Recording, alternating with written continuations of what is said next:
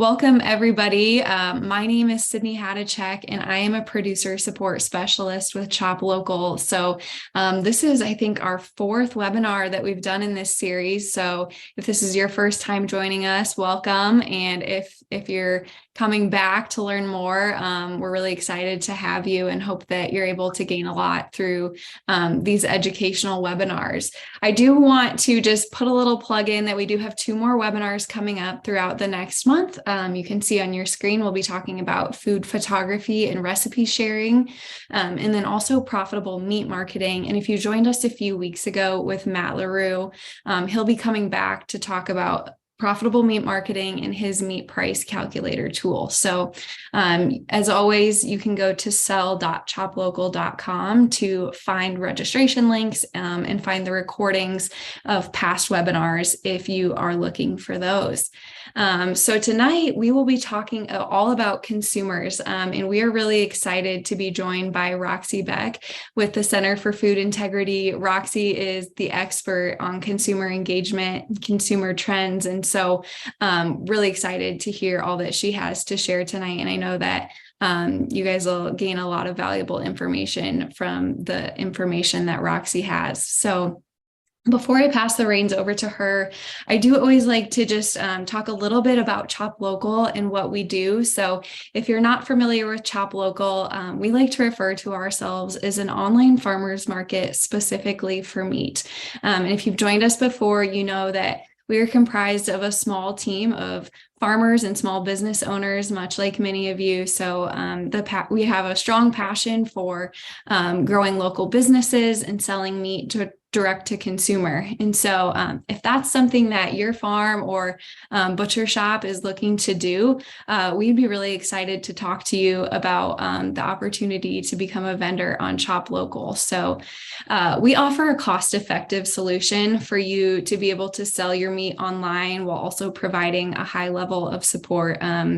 I know the tech side of things can always be a little scary. And so that's what we want to be here for, is to be able to help you through that and sell your meat online in an easy way. So if you are interested in that, I encourage you to go to sell.choplocal.com. The first step is just filling out our vendor inquiry form so we can get to know you a little bit more. And then a member of our team will go ahead and reach out to you just to chat a little bit about your operation and what it looks like to become a vendor on Chop Local. As a special thank you for joining us tonight, we are offering what we're calling our Level Up plan. So if you become a Chop Local vendor by April 30th, we will offer you our Platinum plan at the gold price. I won't get too far into the details of what that looks like, but if you have questions, definitely reach out to myself or our Director of Business Development, Mark Putney, and we would be happy to chat with you more about what that looks like. But without further ado, I will go ahead and pass the reins over to Roxi so that she can get started. Very good. Thank you so much, Sydney. I'm going to go ahead and share my screen.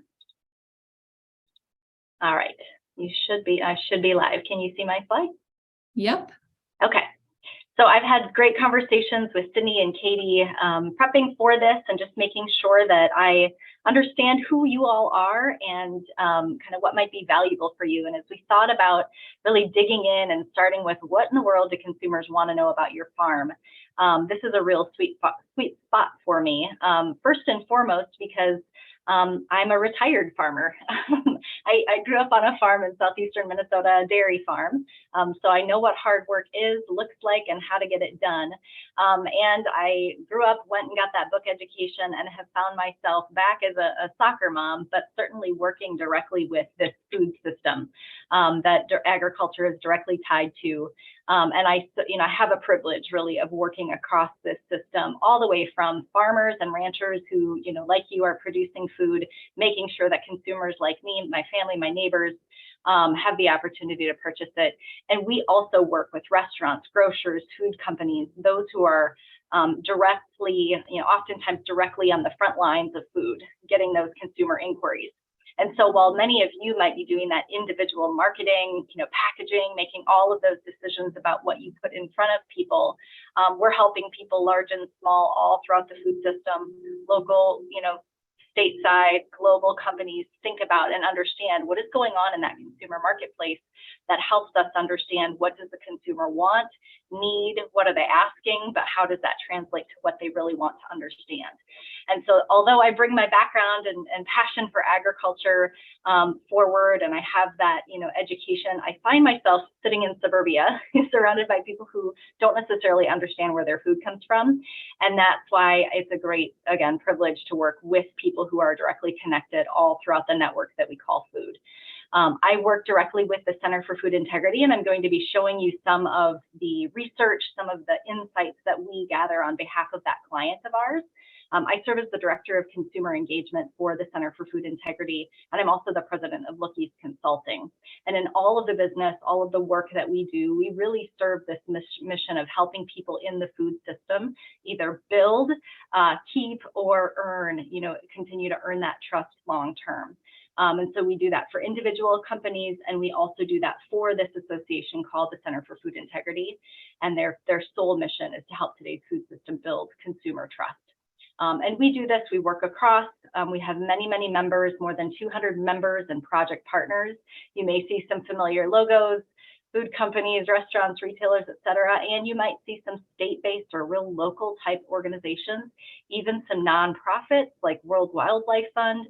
We even partner with groups like Center for Science in the Public Interest to ensure that when we're putting together programs, when we're thinking about anything that we want the food system to be thinking about, we're doing so in a holistic way.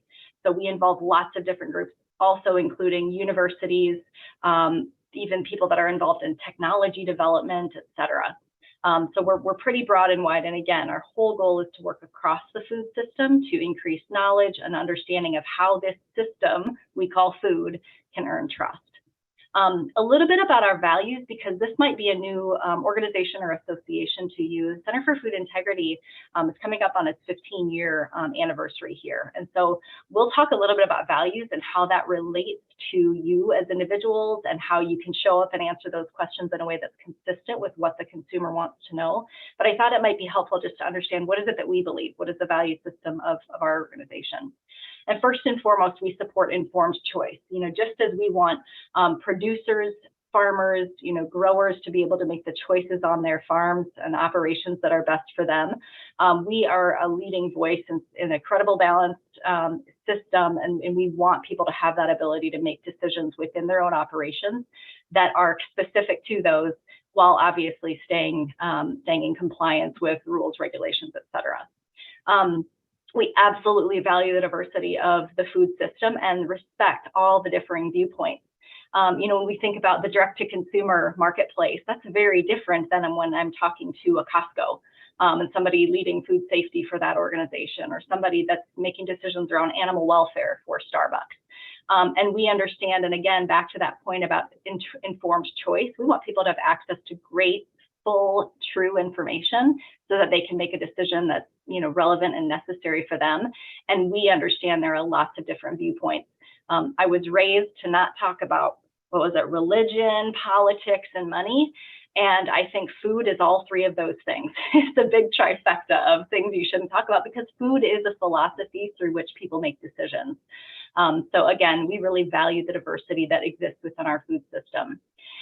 We think a sustainable food system really does include innovation, because we've got a lot of needs in society globally, and a very individualistic perspective. We'll hear a bit more about that in terms of what do consumers really want to know about as it relates to the food that they're choosing and that you're producing.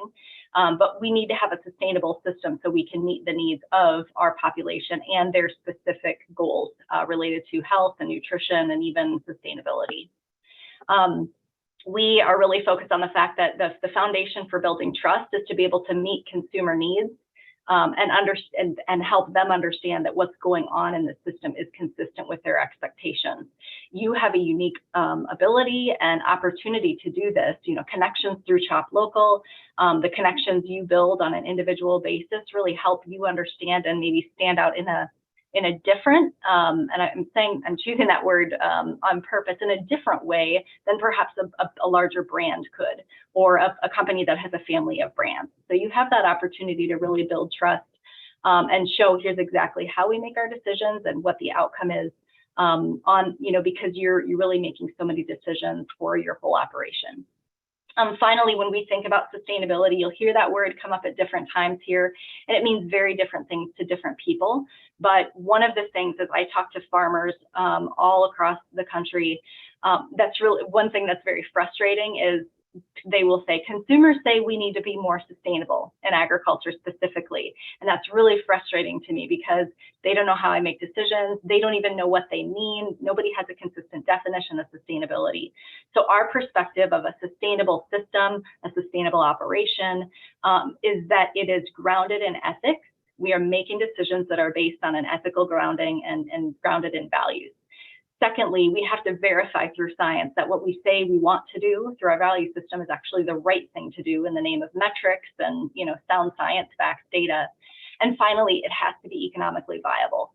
So that trifecta, at the end of the day, we absolutely need you to have profit in your system, because if you don't have profit, you don't have a business, and then you're out of business, and we don't have food. So we think that kind of triangle approach to grounding in ethics, verifying through science, and being economically viable is the kind of a definition of sustainability that everybody can get behind. So we'll move on from there, and if any additional questions there, I'll be happy to answer here. We wanted to get started because this whole idea of trust is something that I really want you to think through. How can this come through in our communications as you think about the products you sell? What people are going to be most interested for these individual, direct to consumer marketplaces is who's behind my food, who are the people behind the product. And so this aligns directly with what we know to be true about trust building, and the fact that trust is absolutely your most valuable yet fleeting asset. It's something that's really hard to put your finger on. When you've lost it. So our question was, so how do you earn it from the get-go? And as I told you, the mission of Center for Food Integrity is really to earn consumer trust, build consumer trust and confidence.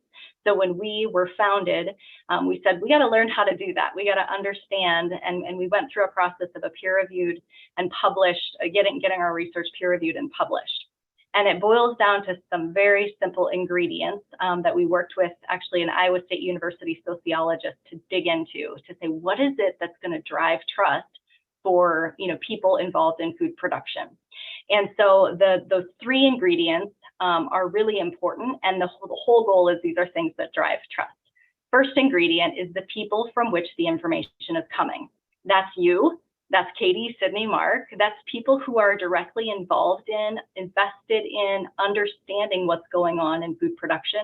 It's also people like veterinarians. It's also nutritionists and dietitians and doctors, people who are being sought out for their opinions on food, ingredients, etc.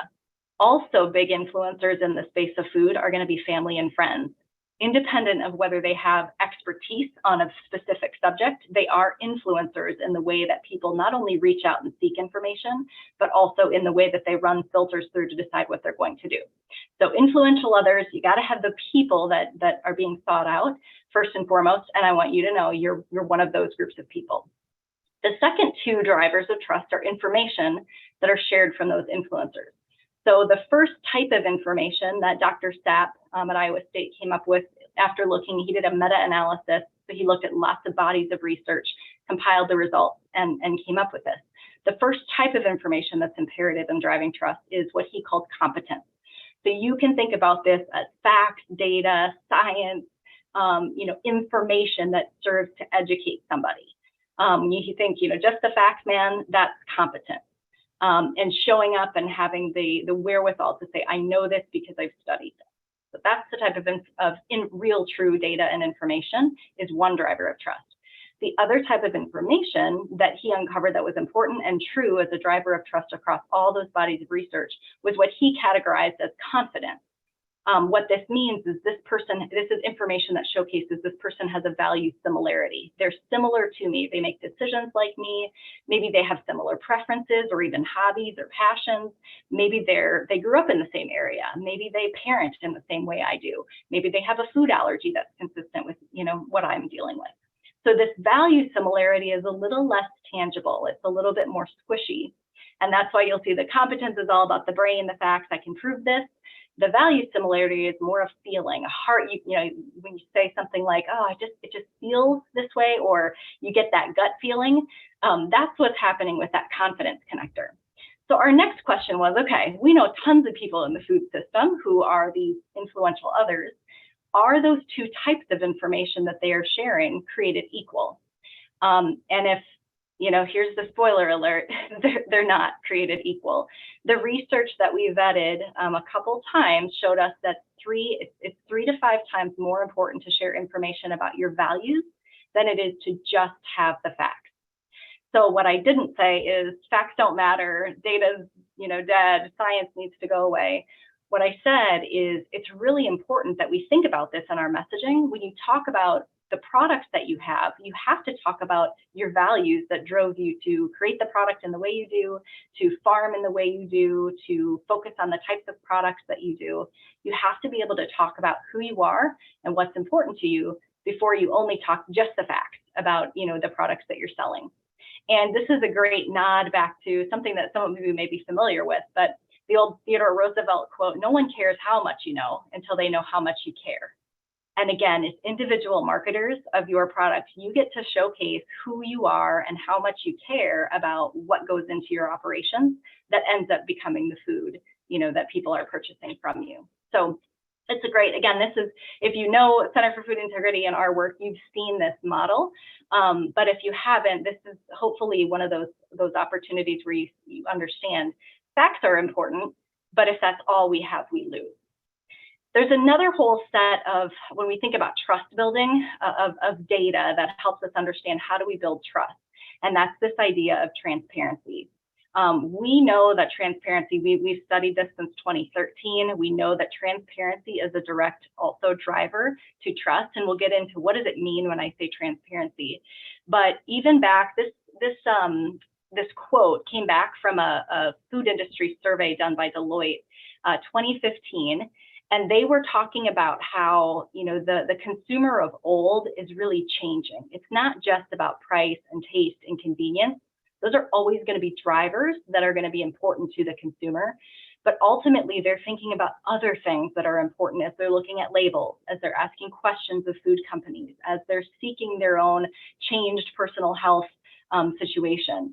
So they put this together, and we've absolutely seen this come to fruition in other bodies of research and other partners we're looking with. So yes, price, convenience, taste are always going to be factors, but the reality is that traditional consumer doesn't look just like, a female asking those 3 questions. The demographics have changed, and the reality is they want to know far more about how food was produced, who produced it, and how that was done. Do I feel good about that? So this equation has changed completely. And for me, I always try to find the opportunity in that, because although I'm not great at math, and when I look at these complex equations, it just makes you go, holy cow, so where do you start? If people want to know, is this local? Was it sustainable? Does that match my definition of sustainability? Were the workers paid a fair wage? Were they safe in the environment that they were put in to work with these animals? Is this, does this come from an animal that has been fed a certain type of grain?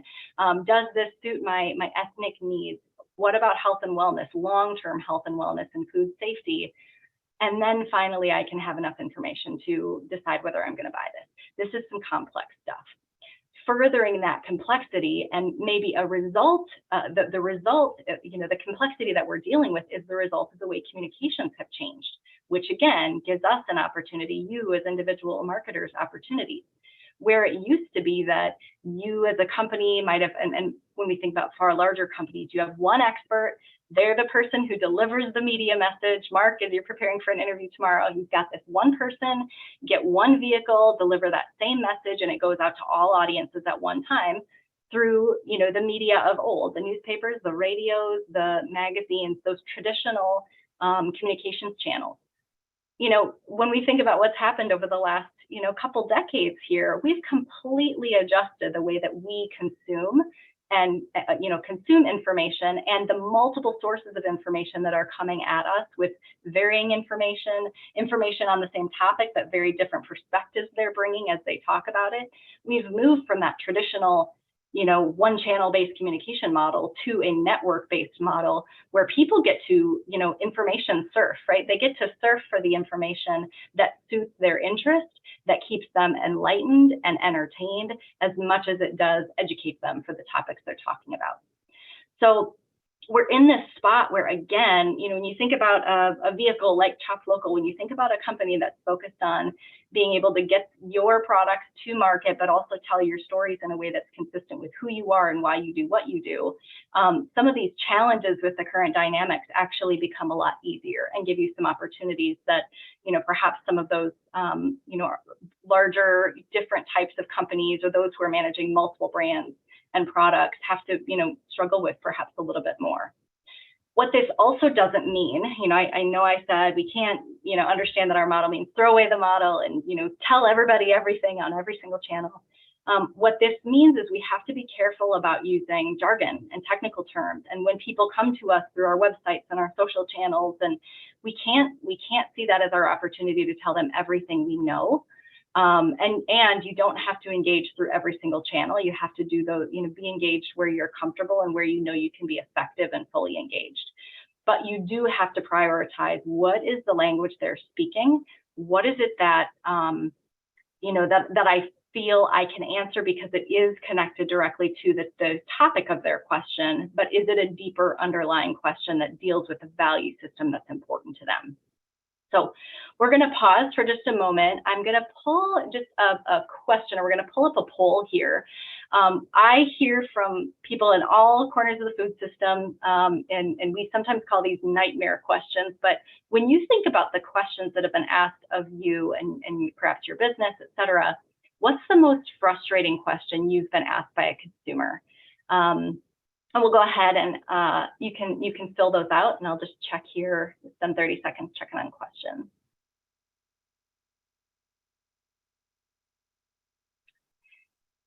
Jean, I see your question coming through, and I'll read this out for the group as everybody's dropping in their questions there.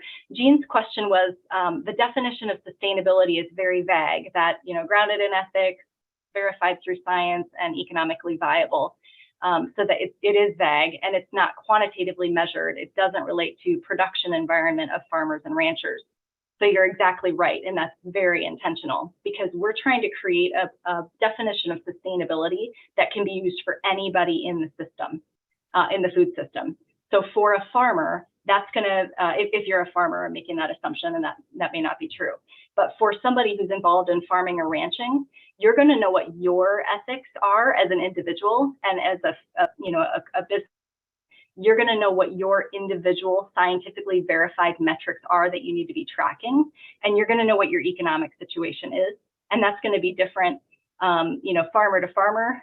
It could even vary. To your point about quantitative measurements and things like environment, that quantitative metric on scientifically verified could vary from acre to acre, species to species, one lot of animals to the next lot of animals, right? So that's why we're trying to create something in a framework in which people can work and not be overly burdened by metrics and quantifying things that aren't relevant for their operation. That vague or that broad definition of sustainability also allows different types of producers to say this is what's important, and also then feed that information back.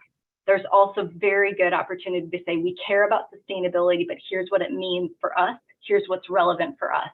Because if you're producing livestock and no produce, for example, you're going to have different metrics. If you're producing grains only and nothing else, then animal welfare isn't going to be something that you're necessarily prioritizing. So it is purposefully vague in the hopes that it's applicable to many. All right, we're going to move on. We'll hopefully see some of those come through as we pull those up. Sydney, I don't know if you want to. Yeah, so I think I have to end it before I can see them. So maybe we'll just give Yeah, you can keep it up, and I'll just keep chatting here, and then we'll be able to Okay. Yeah. I'll give like, I don't know, 30 more seconds and then I'll end it and we can take a look at them. Yeah, we'll come back to that. So this gets us to that point where I've been kind of sprinkling in, here's the reality of the system.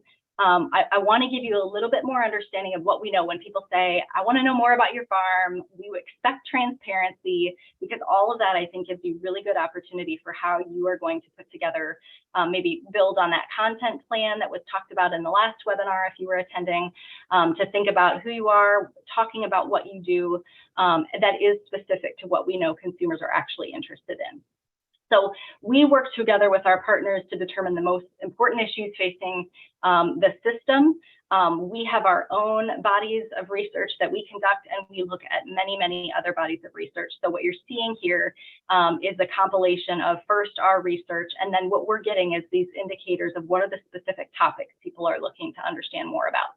As I mentioned, transparency is a direct driver of trust as well. When we're sharing information about your values and your facts, there is a bit of information that we've learned about what does it mean when consumers say, I need transparency about these operations to understand whether I want to opt into the food that comes from them. So first and foremost, we actually went through extensive research, and we came up with, again, 7 elements of what our research team called trust building transparency. So these are the things that must be apparent and must be disclosed, if you will, if you're going to be seen as transparent. So the first element of transparency is what consumers qualified as motivation. And this is acting in a manner that's consistent with stakeholder interest. This is helping them understand, show them that you understand and appreciate the issues, that you're taking action to say, we are motivated for these reasons, and here's how we're showing up and following through with those motivations. So the questions that consumers are asking is, are the motivations of the company, the reason they do what they do, their why, is that consistent with what I want? Is what they're doing worthy of my trust as a buyer? Are they ethical? Are they consistent with what I would want them to do? And can the company demonstrate an understanding and appreciation for these issues and how they're going to impact somebody other than that company? And so it's about something other than the company's self-interest. I want to make sure that you're making decisions in a way that showcases you care about me as well. So you have to really know about yourself and what you value. If you haven't gone through a process of mission, vision, values, a discussion and kind of setting those parameters, this is something that's a real opportunity to you, because those are the types of things, one of the things that's really going to showcase what motivates you as a company. I'm going to go ahead, Sydney, because I know we're waiting for those frustrating consumer questions to get populated. I'm going to go ahead and go through the rest. I did end that. Sorry, I'm not sure how you can see it from your end. But I can share a few, or I don't know if you can click into the polls and look at the results. Sydney, I don't think that we can see it as panelists, so why don't you just pick out a few and share some for us? That would be great. Yep. Yeah. Okay, so a few that I'm seeing a lot of here was this grass-fed, grain/grain-fed, pasture-raised? Do they ask about hormones or drugs that were used? Is this plant-based? Why is your meat expensive? Why is it more expensive than the grocery store? Why is this not more affordable? Is a pretty commonly asked one. Is your product organic and sustainable? Do you use antibiotics or medicine? So yeah, I think a lot of them are about cost and the production methods. And I'd be interested too, these are all, I won't be able to answer each of these individually, but these are really good questions. And what I'm really curious now about is why that was frustrating to you. And there could be lots of reasons for that, and those can be dropped into the Q&A feature too, just as we get into the rest of the information here. Because I'll just share anecdotally, I was doing some training with farmers out east, Maryland, and there was one who actually did a lot with farmers market.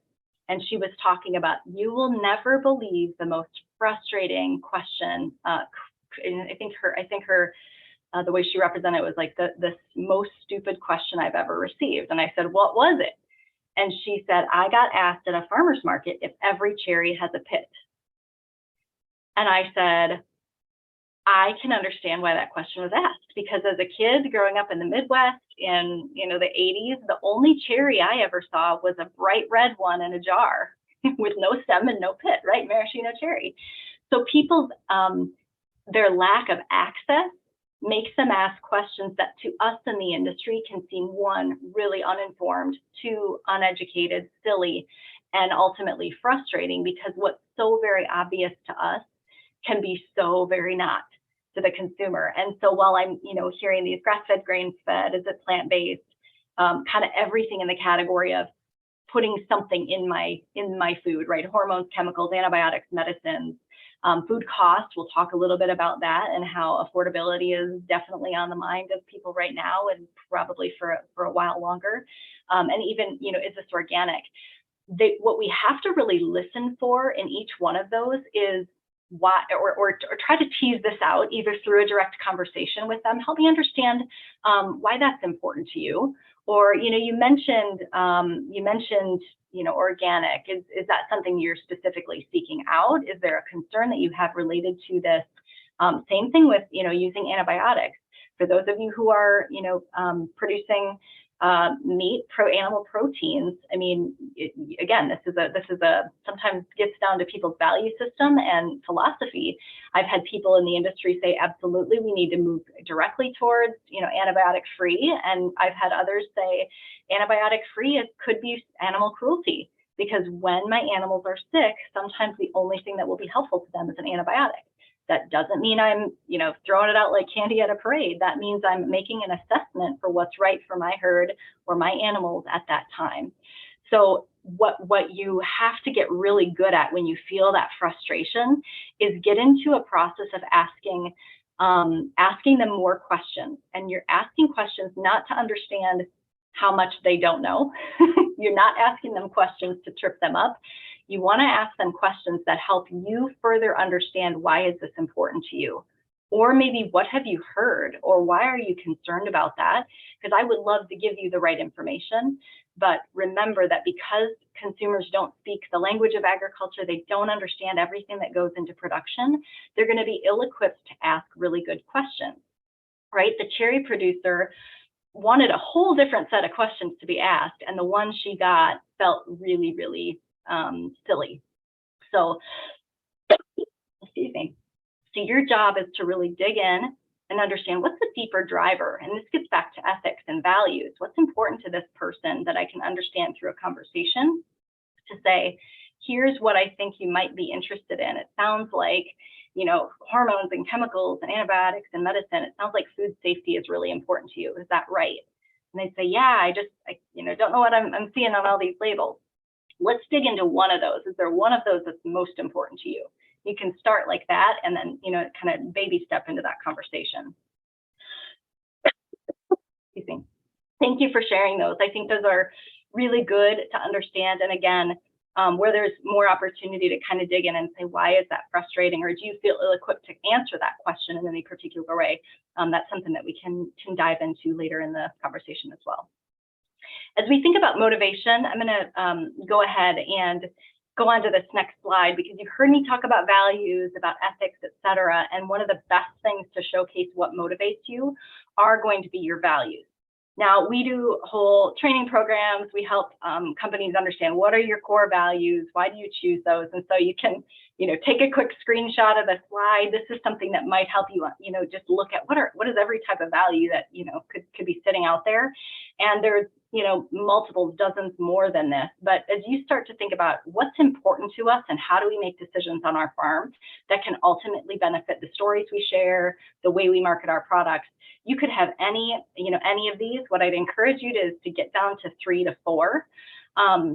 And we have another poll here. We've simplified that long list into a shortened, a truncated list. This is kind of truncated for a couple reasons. One, we know that these, I think it's 7, maybe 8 different areas here, values, are things that consumers are really looking for. They do care about impacts of food on the environment, on their health. They want to know that, what's going on, that in your companies is really based in family values, et cetera. They want to know you care about animal welfare. So as you look at that poll, I'd ask you to select the top 3. What are those that you would prioritize or say are most important for you, and specifically the way that you make decisions in your operation? And as those are getting populated, I, again, would really encourage you to think about, how can I build these into marketing? How can I make these show up in the types of images or photos that I share, whether that's through your own social channels, websites, even the information and imagery that's given to the CHOP local team, because these are the types of things, again, that consumers are looking for, and they're going to help you show up in a way that showcases we're motivated in a way that's consistent with what consumers are wanting. One other, I never think this is ever going to happen, but I don't want to move from here without saying it, is if something isn't a key priority for you, if something isn't truly something that is a value for you, don't say it is, because that will be found out very, very quickly. And I'll showcase why that's true here as we move on to those other elements of transparency. Do you want to go ahead and show in that poll, Sydney, if you want to share those results? But yeah, so it looks like I'll go ahead and end this. But it looks like the highest rated value that we have here is product quality. And then a really close second is animal welfare. And then we kind of have a drop off. The third highest is family involvement. And then kind of the rest of them are, I would say, pretty evenly matched down the line. But yeah, product quality and animal welfare rank really highly with this with this crowd. That's great. Very interesting and great to see. Okay, a couple others, because I want you to have an understanding of when they say, tell me more, what are the types of information they're wanting and why specifically. So the second driver of transparency is disclosure. This is about being willing to share the good, the bad, the ugly. They want you to say, and when I think about what's the type of information or scenario when this would happen, a food recall would be a great example of when disclosure is really important. Hey, this happened. We need you to take this action. We're working to make sure this never happens again, but being willing to say we've not been perfect or there's been something that's gone wrong is really, really important in showcasing transparency. This is something that might not always need to be done, because hopefully you don't have a situation like that. Excuse me. But where that is necessary, or where that is relevant, please make sure that you'll be willing to be forthcoming. Stakeholder participation is a really interesting one. Certainly, again, the onset of digital communications and always having access to people 24/7 through multiple channels has really kind of doubled down on this idea of stakeholder participation. So this is making sure that you're asking the people you're directly interested in hearing from, who are interested or involved in the activities you're doing, the products you're selling, et cetera, but making a pathway through which you can have a conversation. So it's willingly engaging those stakeholders who are interested in what you're doing and want to have a conversation. So this is really about setting up a two-way street. And again, because of where we are with digital communication, social channels, blogs, not blogs, websites are a great way to set this up.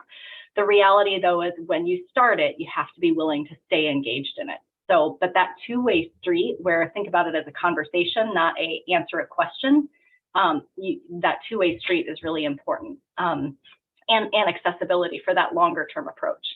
Relevance is really, really important. And again, this is not information that you feel is important. This is information that the consumer has said, this is important and relevant information to me. So the question about, grass-fed, grain-fed, plant-based, organic, these are some of the things that they're maybe asking about, that they're saying, this is relevant to me. So since some of you said, this is frustrating to be asked this, you may not see that as relevant, but now that you're getting asked those questions, you might have to reposition or think about conveying that information in a way that's consistent with, one, the fact that it was asked, but two, the way that you know that people are asking for that information. So again, that takes some of that stakeholder participation, that back and forth to say, help me understand more about why that's important to you. What specifically, if you have a concern here, is there something specific I can answer? Trying to get a bit more information so that when you share that information, it is truly relevant to their need or concern. Clarity, really, really simple. Make sure that it's shared in a form, language that can be understood, right? So you got to use their language, and a tone that really reflects that, hey, I'm looking to provide clarity concise information, and it's simple and can be understood. What this doesn't necessarily mean is we have to dumb it down. Again, it gets back to that previous one. We need to make it relevant. We need to make it understandable for somebody who doesn't do what you do or doesn't know the ins and outs of the business that you're in. Credibility. This one has a lot of different factors. This is a bit like disclosure, but to the fact that if there's been a challenging history, a challenging past, have you admitted mistakes? Have you apologized or accept responsibility? Have you shared plans for how, when there's been a mistake, there's been corrective action? So you earn credibility by showing up and being responsible and being accountable for previous actions. So again, that may be something that's a non-issue for most people, and especially for those who may be just starting out in your business. The last one is accuracy. And this one might be really simple, but this is about sharing information that is truthful, authentic. It's objective. It is based in fact. It's reliable, and then importantly, it's complete. So this again is that you got to share everything, not just cherry pick the stuff that seems relevant at that time. And so a lot of these kind of lay over each other. But as you think about building out your story, your plan, think not only about what are the messages you share, but what's the system you can set up so that you have that opportunity for ongoing engagement, a way for you to understand, man, what is the information that would be relevant? Is this information that feels like it suits the questions that are being answered, or does it get to that underlying deeper driver of why people are asking the question? So that's that. Then this will be kind of the last little section here as we talk about, what are the drivers of trust and how does transparency matter, and how can that help you really set up your broader strategy for engagement. Now, I want to just touch a high level on what are the specific topics we know consumers are interested in, because food choices are a complex monster. Again, I had mentioned it's not just about price, taste, and convenience anymore. Those will always be factors. But as I hear, the different questions that you're getting, I'm starting to see a lot of those are reflected in the themes that we know consumers are wanting to know more about. So when we had done, I mentioned we do extensive research. We look at that of others. Specifically, when we've asked, what is it that you want the system and those entities within it to be transparent about, it boils down to 4 segments or 4 topical areas. The first is sustainability. Next is health and well-being. Food security is important, and that means a couple different things we'll dig into, and innovation. So, excuse me. We'll dig into each one of these, again, high level so we can get through all of them, and then we'll move to questions. But understand the earlier question that I had gotten about sustainability. Yes, sustainability does mean environmental sustainability, but it is far more than that. We know, as we heard, it lacks one clear definition. And depending on who you talk to, at which link in the supply chain, it can mean something very, very different. Sustainability for some of you might mean, I want my kids to inherit this farm and run this business that I set up. It could mean I want to have this amount of profit on a year-over-year basis so that I can fund these things for my family and these improvements in the business. For food companies and grocers and all the others that are involved, it's going to mean something different. But as a result of partially not having one definition of sustainability, as well as other things in the world becoming really important, there's been a broadening of this definition or of this word sustainability. And in the corporate world, it's being identified as ESG. So that's environmental, social, and governance. So it's about a holistic approach to, are you running your business in a way that's sustainable. So environmental is the easy one. This is how a company is considering their impact and their performance and how that's directly impacting nature. 39% of consumers that were polled considered this one when they're purchasing foods and beverages. That is up 12 percentage points from 2019. So in just 3 years, 12% increase in people's focus on, is this food or beverage sustainable? So that's huge. And 52% of consumers believe that their food and beverage purchases will impact the environment. That's up 10% from 2021 to 22. So this is a big deal to people. The next one is social, and this is how a company manages relationships with their employees, with their customers, even the communities in which they operate. And 45% of consumers say that it's important to know that workers who produce and distribute and serve food are treated fairly and equitably. So social impact, as we've seen, especially over these last few years, people are tuned in. And again, when they look at the food system, they want to, buy food from companies that are thinking about these issues. That last one of ESG is governance, and this is really related to how you make decisions, and specifically how, especially for larger companies that have a lot more, they have a board of directors, they have, maybe they're publicly traded.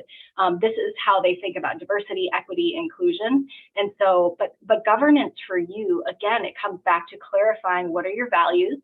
How can consumers know and ensure that they're buying products from a company that they know how decisions are made because they understand your value system. So ESG, again, you can Google it and find tons and tons of information on it and how it's really something that corporate America is focusing on. But I'm telling you, have the opportunity when you think about your values and what you communicate and what you show, this can come through in showcasing your own marketing as well. Health and well-being, again, I'll run through just some high levels here, but people are really looking to have a better relationship with food. So they're choosing food, not just for sustenance, they're choosing it for long-term health. They're also thinking about habits and not wanting to feel guilty about the food they're eating. This is the first time where we're seeing a subset of the population, and it's the younger population saying, I need to understand how food is impacting my mental health, and I don't want food to be a point of stress. So there is that whole kind of mental health angle is coming into food production, or the way people choose food as well. They are choosing food. They are thinking about nutritional implications. And that's not just about today's health, it's about long-term health.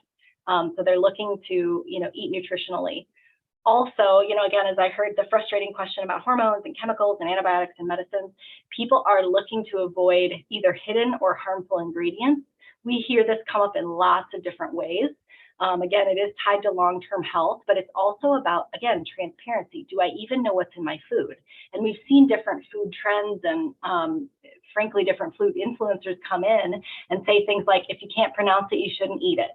And people are going, yeah, but what about the fact that there's salt in food and that has a chemical name? And, so there's all sorts of complexities there, but if people feel like they're being duped, if they feel like there's something that's not being disclosed, again, back to transparency, they're going to feel really challenged with opting into those foods.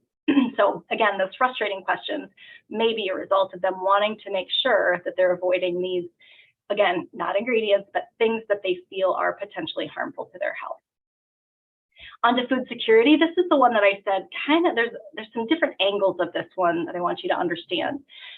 This is a poll that was sponsored and conducted to better understand how Americans feel about the emerging food crisis in the United States. Again, the frustrating question about it's expensive, it's not affordable, as well as all the challenges we've had over the last couple of years. There are a lot of drivers to that. So 76% of consumers said they're seeing more empty shelves at the grocery stores now than at the beginning even of 2022. This is last year. 71% of Americans are really concerned about food shortages that were caused by Russia's invasion of Ukraine. And specifically when we think about wheat production, corn that's exported, there's some challenging times ahead. This isn't going to resolve itself quickly. 69% of Americans, and this is predominantly the younger generations, especially those who have kids, are very concerned about food deserts. There are more than 6,500 food deserts in the US, and that impacts directly 19 million Americans. So this is something where we know that densely populated areas and those systematically underserved communities, especially those communities of color, are really getting hit the hardest. And we are seeing that rural Americans are detached from readily available access to food markets, supermarkets, et cetera. We are 87%, so that, again, I'm frustrated when I hear about the expensive food. 87% of consumers said they were concerned about rising food prices, and 57% said I'm concerned about food waste. So these are impactful numbers, and so all of those are one side of this coin. The other one that's specific to food waste, again, 57% are saying I'm concerned about this, but it's because I'm wasting money and I'm concerned about those in need. So it's not just about, oh, the system needs to be blamed, but it's the impacts of waste ultimately. And again, younger generation, higher level of concern. So Gen Z consumers, these are the consumers who are aged about 10, 12 to about 25, 27. And then millennials are going to be 27, 28 to about 42-ish years old. So younger consumers, if you will, but these are higher levels of concern than the broader, full public. Innovation is another area. There's a lot of promise that consumers are seeing in innovation. Again, when we think about the role of technology in our lives, they're going, technology is good. I'm seeing all these ways that technology is helping me in these other aspects of life and in general human progress. So now we need that to be positively impacting what's going on in food production. So if you can talk about the ways you innovate, maybe it's not the same type of technology that we use in our phones or in other aspects of our lives, but where you can talk about being innovative and making sure you're doing the right thing, again, for animal welfare, to improve product quality. As you indicated, those are really important values. Those are some of the sorts of things that'll be helpful as well. People are talking about innovation can really help us create a new moral standard for consumption. Again, this is about kind of that food equity, access to food that is nutritious, that doesn't harm the environment, that absolutely cares for animal well-being or prioritizes that. It helps us have a higher bar when we can leverage innovation and technology in a way that covers those different areas where consumers have concern and interest. And then the last one is people want to make a difference through responsible living. So they're saying, I am really living by example. I want others to pay attention to this. These can be directly impactful to us as a society. So we need to have innovation playing a role. So again, I know those are broader themes, and it's not as specific as say this or that, or don't say this or that, when you think about marketing your product. But I want you to, what I recognize is some very wise veterinarian told me many years ago. She said, if you've met one farmer, you've met him, and stop short of saying you've met them all. And then she said, if you've met one farmer, you've met one farmer. And so what I want you to understand that I appreciate about each of your businesses is I can't come in and say, you have to say this, you can never say this. I can give some of those guideposts. But what you have to understand is you do have a unique story to tell, and we want to make sure that you're enabled to do that in a way that's consistent ultimately with what consumers want to know, and to ultimately what they can hear, what they can handle, right? Because they don't know what you know. They haven't dedicated their life to producing food. They're a recipient of it. And so we want to ensure that we're doing it in a way that is consistent and relevant to their life, and helpful to them ultimately, in a way that they can engage and get information out of you that helps them understand I'm making a great choice for myself and for my family. So from there, I think I'll go ahead, Sydney, I'm just going to stop my slideshow there, and we can kind of jump into some of the questions if there's anything here. Yeah, so now would be a perfect time if you guys have questions to go ahead and put them in the Q&A feature, and we will go ahead and get those answered. I see there's another question that came in. Jean, thank you. So the question here, the statement is, food labeling and marketing is a huge issue of confusion and deception due to inconsistency in USDA food labeling guidelines. Yes, 100%. USDA is struggling a bit right now. And what I can say, again, from the consumer perspective and what we've seen through engaging consumers directly, we do different influencer engagement where we bring different people who have a highly vested interest in the food system. We bring them, kind of give them the backstage tour, if you will, give them access to experts all throughout the food system, let them, go to farms, go into university laboratories, go into talk to a retail dietitian, walk them through food processing facilities, et cetera. And one of the things that they absolutely are frustrated with is when they start to get in conversations with an expert, and I'll bring up the conversation about grass-fed versus grain-fed. We actually just did some influencer engagement. We had a bunch of Gen Z influencers and farmers that we brought together for tours. We did one in Iowa and one in Texas, and we dove into cattle production. And one of the questions that's asked is about, grain-fed, grass-fed, which is better and why and all of that. And one of the experts, actually, he was a rancher in Texas. He had said, well, one of the misconceptions is that grain-fed, cattle don't ever receive grass. And the reality is all cattle are grass-fed and some are grain-fed. And the reality is when we get those types of questions, we have to dig in, because what happens as a result of consumers learning that information is they get really frustrated. They feel like they've been duped. They feel like information has been hidden. They feel like they've been opting into something that perhaps they wouldn't have had they, again, understood the whole truth. And this isn't specific only to grass-fed, grain-fed. We've had so many conversations with consumers over the years about what I will call marketing claims, what the consumer sees as a marketing claim. These free from or absence label claims, things like, well, let's talk about meat marketing, where something might say, hormone free, or even like in pork, for example, you might see a label that says hormone free or produced without synthetic hormones, and it's like, well, no pork and no poultry has any approved hormones that can be used. So that is frustrating to consumers when they're like, well, why can they say that then?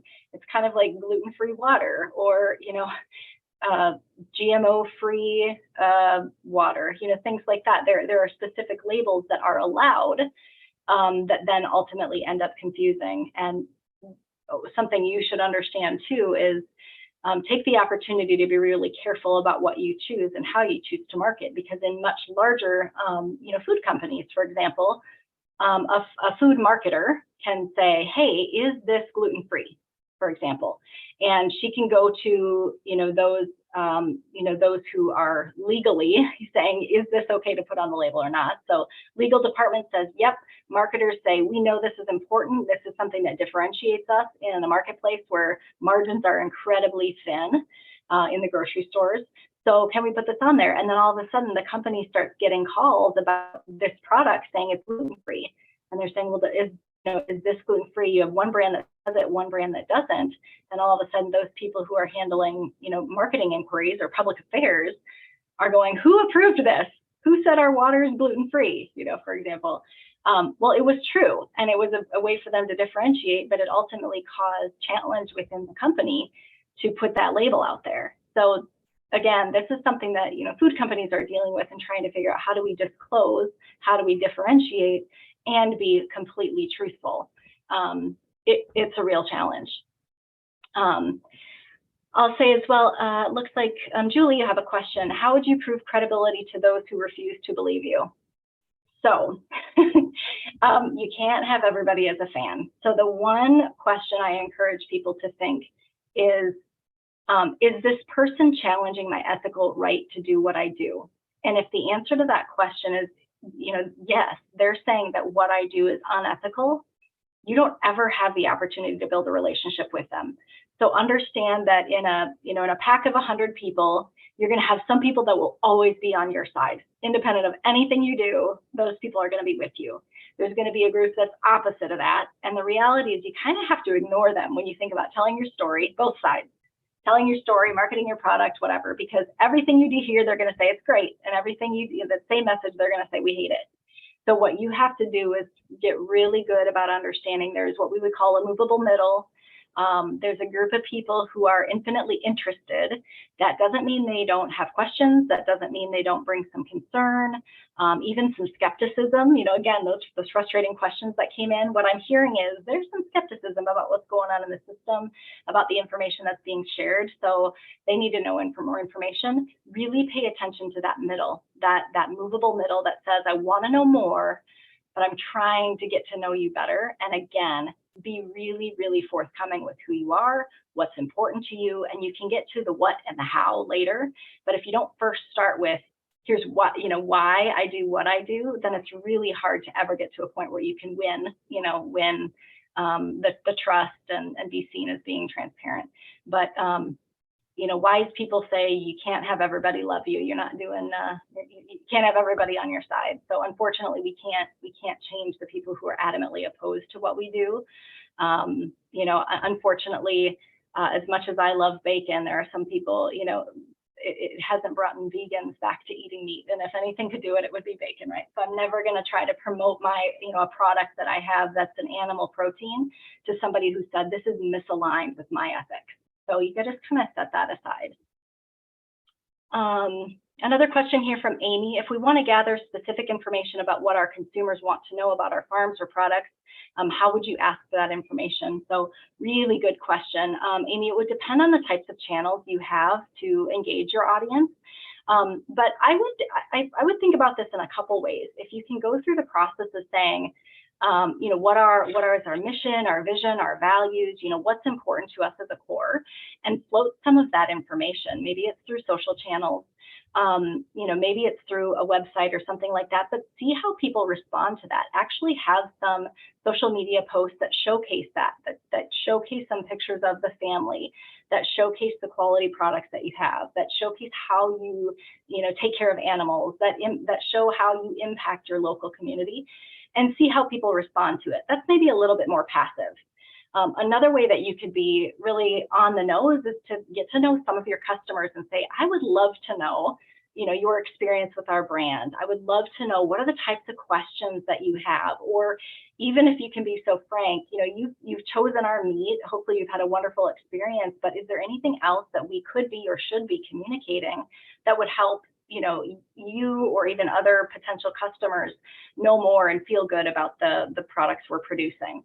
So I think there's, depending on your level of comfort and ability to engage and stay engaged, I'd really encourage you to figure out what feels most comfortable for you, and you can be, tap into some of those people who are fans, or even do some Facebook polling, or if you have a way to poll and engage that audience directly. I would encourage you to start small, pilot it, find a group of people you trust, and again, maybe you aren't on that side of the curve that just love every single thing you do, and are always going to love it independent of what you say, because it's hard for them to give critical feedback. But then once you have some of those learnings, then you can expand from there. So, and I would say too, there's a couple other, Center for Food Integrity has a website. This is really designed for our members and people all throughout the food system. That's just foodintegrity.org. We do have a consumer-facing website as well. So if you're curious to know the content that we put on that website, and it's bestfoodfacts.org. We can maybe drop that in the chat function here, but Best Food Facts is designed to connect food industry experts, so university experts who've studied all these different topics across the food system, and connect them directly to consumers who have questions. So the questions that are answered on that site are ones that we've received directly, whether because we've seen these topics being talked about in media, they've come directly to us through our different social channels and our engagements, or we think, oh, this is becoming an issue because we're connected to all these different entities across the system. We see all these different trends kind of shaping. And so sometimes we'll get ahead of a topic by just simply saying, we know this is coming. But that might give you an indication too as to the types of topics that people would be interested in. Amy, we're only using Facebook, trouble growing interaction with our consumers, and getting response from people who love what you do. It's a challenge. One of the things we understand about social channels is it already is pay to play. If you're looking to grow your audience above and beyond those who already love you and are sort of indoctrinated and on your side, you're going to have to do some paid campaigns. to get in front of people who don't yet know you. And I don't know, perhaps Sydney, Katie, Mark, even maybe that's something you can speak to. Perhaps that's something that you can partner up with Shop Local, and they will feature different farmers, et cetera. But that's something that, again, it's each of these social channels is becoming more of that pay-to-play marketplace. You're not just going to drop into people's feeds by happenstance. Either people have to be seeking something out for which you are a good match because of keywords, or because you've paid to expand your audience above and beyond those who are already directly engaged with you. Roxy, one question that we get a lot from potential vendors or Shop Local vendors is what kind of photos, do you recommend sharing with consumers? And I guess, our audience is specifically livestock producers. So, for example, baby animals, some people think they're really cute, but then also it can be a tough topic because, this poor baby animal obviously has a purpose in life. And so what is your suggestions for, sharing photos? Yeah, in general, what we see for all the different clients we serve, anytime you can feature a person or an animal, your engagement will increase. So that's the baseline. But be careful about what you share, because again, you have all of the context you need to have taken the picture and know everything about what's going on in it. When a consumer sees any picture that you might choose, say it's of a brand new baby calf, you might see just the beauty and the miracle and the excitement over caring for that new being, right? And you ultimately understand its purpose. But a consumer might see something very, very different than that, especially those who might be trying to say, oh, how dare you? How could you possibly, the sweet baby. So just be careful in the way that you showcase that. Understand the backgrounds are everything. Sydney and I both have our backgrounds blurred right now, right? There's nothing I'm really trying to hide here, but understand that when people can see everything, then they have the opportunity to interpret it through whatever lens of understanding they bring into that, viewing of that picture. So just, again, these are going to be specific, and you're going to have to think about how this translates to what you have to share. But closer up can be really helpful because it takes out the ability for the noise of the background to get in the way of the one thing you're trying to showcase. I think the other thing is that words always matter. So what you choose to show is going to hopefully be considered in terms of the other content you share with it. So making sure it's very obvious. We have this, brand new calf. It's clean, right? It's showing up in a way that's a nice picture, but showcasing that and then tying it back to your value system. It's a privilege. We feel blessed to live the life we do, to share, to share this legacy and the heritage of farming and all, people that have come before us with our children, showcasing those family photos. Or saying, something that's the most important thing to us as we think about the work we do is ensuring every animal is well taken care of, and so tying your imagery back to your values-based messages is another really great way to ensure that you're sharing the right things. I think the other, I'll just pop in with one other idea here. Again, knowing that this group, the highest rated values were product quality, animal welfare, and family involvement. Think about if those are the things that are important to you, how can you choose imagery or even videos that are in alignment with what you say are your true value system? So if it's product quality, can you showcase what your finished product on a plate or in a menu, or in a recipe looks like? Are there ways that you can do that, again, consistent with your own value system and relevant to the engagement you've had with consumers that is directly addressing a question they've had? I don't know if there's anything more specific than that, Sydney. No, I think that's really helpful. And Amanda has an interesting point here, and maybe you can address with your expertise on what Amanda said in the chat regarding where they use animals on their labels and where they don't. Yeah, so Amanda's comment and question here is for labels. I've always been told don't put animal on the label for our meat. So we have different labels with no animals for meat. And then for the dairy products, we use the cow label. So is that true?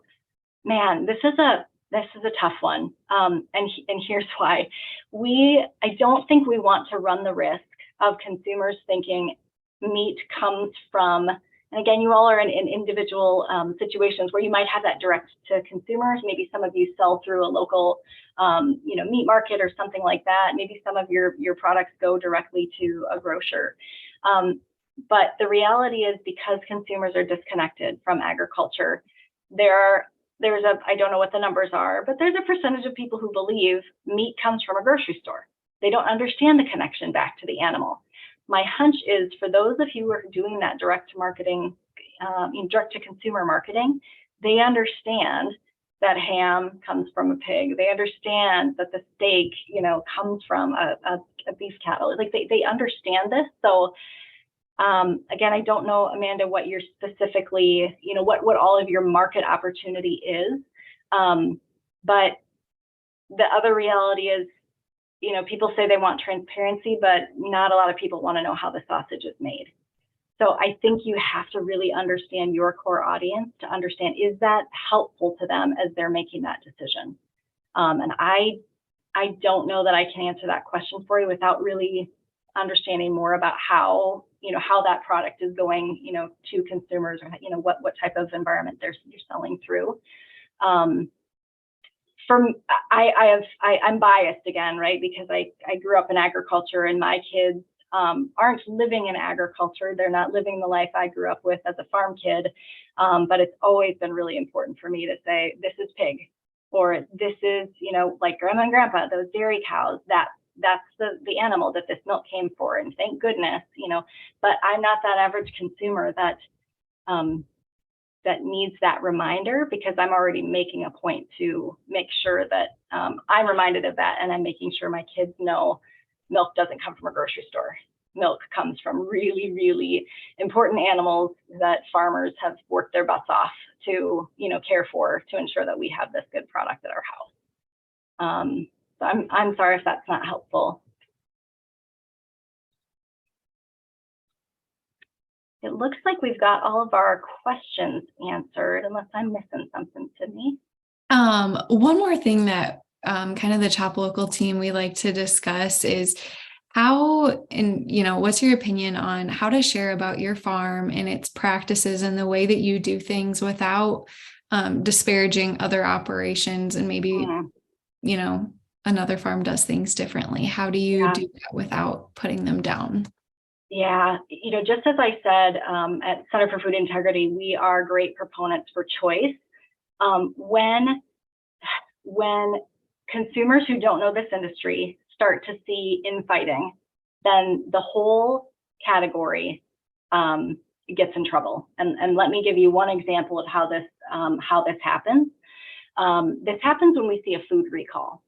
So you might be selling, steaks or any sort of beef products, okay? And if there is a recall that happens, people will oftentimes not have enough time, energy, trust to say, what was the one company, what were the SKUs that were involved? Do I feel, because they're concerned that a recall is going to impact them. So instead of opting out, doing the deeper dive, really following through with the very specific, meat product or beef product that was impacted, they will opt out of the whole category for an extended amount of time. We've seen this happen with cantaloupes, tomatoes, spinach, leafy greens all over the place. We've seen this happen in lots of different categories. Milk, eggs, back in 2008, major egg recalls, and lots of people very, very sick. People opt out of the category. And so, yes, that's a food safety issue, but we also see this happening when people get an indication that if there's an issue about, this type of producer, or this producer that produces using this system, or produces in this way, and they're disparaging a producer who is producing in another sort of way, they all of a sudden don't know who to trust, because they don't have enough information, they don't have direct access. And so they might go, if I can't feel safe, if I can't feel I have enough education to make a safe choice for my family, one that's well-informed, one that I can get the same story from multiple places if I Google it, that is a challenge for them. And the risk is they opt out of everything. And the other thing that I would say is, ladies and gentlemen, there is so much room for everybody to play in the sandbox. And that might sound really rudimentary, but the reality is consumers want choice. we have a system that can give them that choice. But if we think we're going to get there through mudslinging and claims that try to suit ourselves to one-up us from the others, that's going to be a challenge. The places where I think it's most risky are things that are not that are going to be seen as our food or our product is safer than yours. Well, the reality is we have a system in place that is going to provide, for example, with meat, USDA, oh my gosh, I'm going to lose the word, USDA, people in the meat packing plants. Oh yeah, Sydney, I can't think of the word. Inspectors. There are people watching the process. There are people who are involved. There are people who have dedicated their whole life to things like food safety, understanding the implications of what's happening to our food. So we can't try to say this is more safe or less safe, or you should only buy this, because it can be kind of broad and it impacts everybody. It has the potential to impact everybody. If you have specific marketing claims that are true, if you can say, this, I see this in things like eggs, omega-3 fatty acids, or, if you can do that and prove that, and that is, true, and it does substantially make your product different, go for it, right? If you can say, this ice cream has a higher % of milk fat, therefore it may, whatever, do that, right? But if it's just about a production practice, or if it somehow says this is more safe or whatever, that's where if you're coming at your peers, consumers will distrust everyone. The ability to trust for the whole system decreases. Yeah, I think that's really really great to think about, and some awesome advice. So I think we've got all the questions in the Q&A answered up until this point. So with that, I think we'll go ahead and wrap up. But thank you so much for all of your insight tonight. It's super helpful and very valuable to our audience. So thank you so much, Roxi. Wonderful. Yes, thank you for your time. And I know it's later in the day for some of you, so thank you. And very, very genuinely, thank you for what you do. My family would not be where it is without farmers. I think it's such a privilege to work in this industry and not have to be in the barn every single day like I was, before I retired from farming in the way that we did growing up. So thank you for all you do. Good luck. And if there are any follow-up questions or anything, please let me know. I'll be happy to engage.